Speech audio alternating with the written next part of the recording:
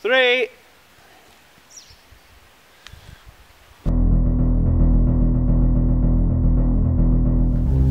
Hello and welcome to Matt's B-Movie Reviews, a show that looks at cult films that may have escaped your radar. Firstly, I just want to say this. Since starting this web review series last year, I've managed to share a great deal of movies which are not only my personal favourites, but I honestly believe unsung gems of cinema. A movie that is fast, funny and a hell of a ride, regardless of budget and acting prowess, is what this show's all about. However, there are some movies that I have reviewed simply because they've either had a hilarious title or just look so dismally bad that I just had to look for myself. So this brings me to this week's film, which was given to me by a so-called friend who bought it in a 99-cent store in New York. Most people get a t-shirt, I get this. Thanks a lot, Alex. Alex Bates, thanks a lot. Really? No, really, thank you. And since this movie fits into the supernatural subgenre, which I mentioned several videos ago, I've got completely sidetracked. Check out the video at the side of it if you want to know more. So prepare yourself, and I do mean prepare yourself for my review of The Cry. Yeah. Here's the general scroll in way of a plot. A grizzled detective is on the hunt to find out what's behind the recent spate of child murders. It seems that the parents are actually doing away with their own children. Turns out the Spanish urban legend La Llorona, involving a vengeful mother spirit who murdered her child, has returned to New York City for some reason that neither I understood nor I actually believe the filmmakers themselves. The spirit wants the parents to join her in crying tears of blood for their own children. The who, what, where, why and how, I never explained. And so with this premise the film begins. And within 5 whole minutes I realised that this was going to be the most challenging movie I'd watched since Asylum's Sherlock Holmes. Although in comparison that movie is a goddamn Kubrick masterpiece. Now I'm sure that the legend of La Llorona is pretty creepy for itself. As I hear, the story was told to children by their anxious parents who told them to stay away from bodies of water, otherwise the vengeful spirit would come and get them. Like most urban legends, it's easy to understand why parents would tell their children this, obviously to keep them away from a dangerous threat while they weren't around. Much like the Hookman legend who goes after late night lovers who are parked in secluded spots. No points for guessing what they're trying to stop. Anyway, back to the movie. It fails to use its source material in any cohesive way that I could understand. There seemed to be too many fast pans to other footage which had nothing to do with the story and basically made the film a complete shambles.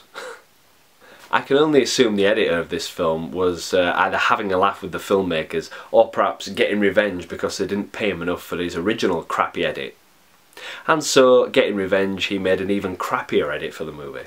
For example, the opening scene, which is supposed to set up the whole legend of La Llorona, with the vengeful spirit drowning her child, was just incomprehensible. I mean, honestly, it just left me irritated, and that was before 2 minutes had elapsed. The fact that the movie fails to embody the villain in any sort of physical way is just...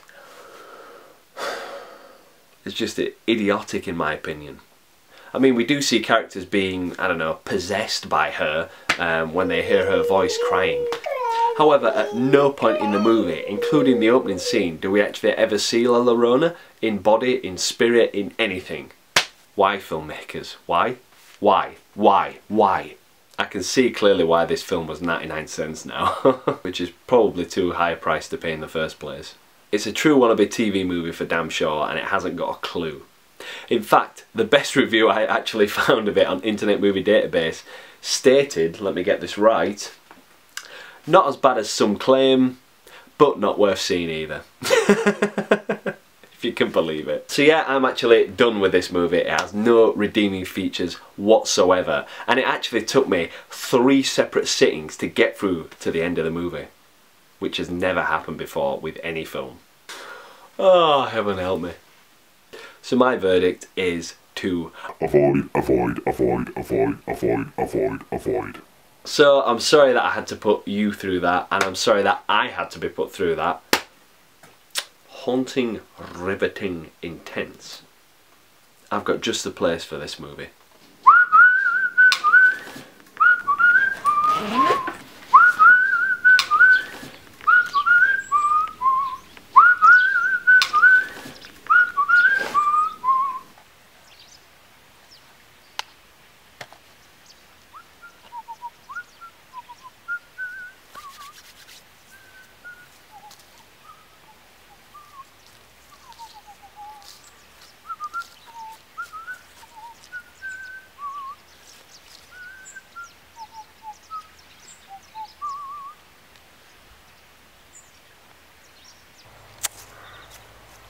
I will fight the war against B-movies.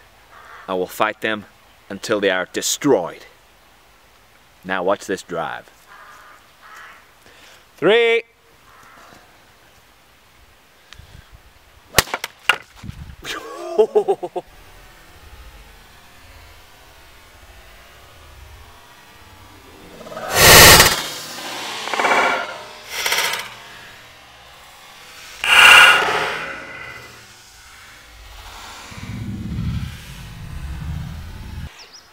Yes! And in case you didn't think that I destroyed that DVD for real, let's have a look at the carnage, shall we?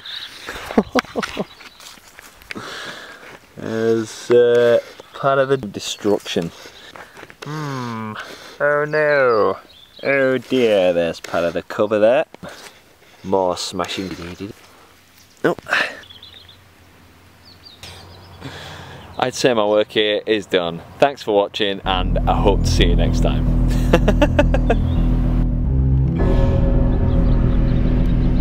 It really helped to ramp up the adrenaline levels during the storm. The animator Lee wears his heart in his sleeve, and you can clearly see that he has a deep love and respect for the horror genre as a medium. I saw nods to Sam Raimi's use of fast-pan montages from the series, plus the parts that have the atmosphere of a John Carpenter classic like Fog or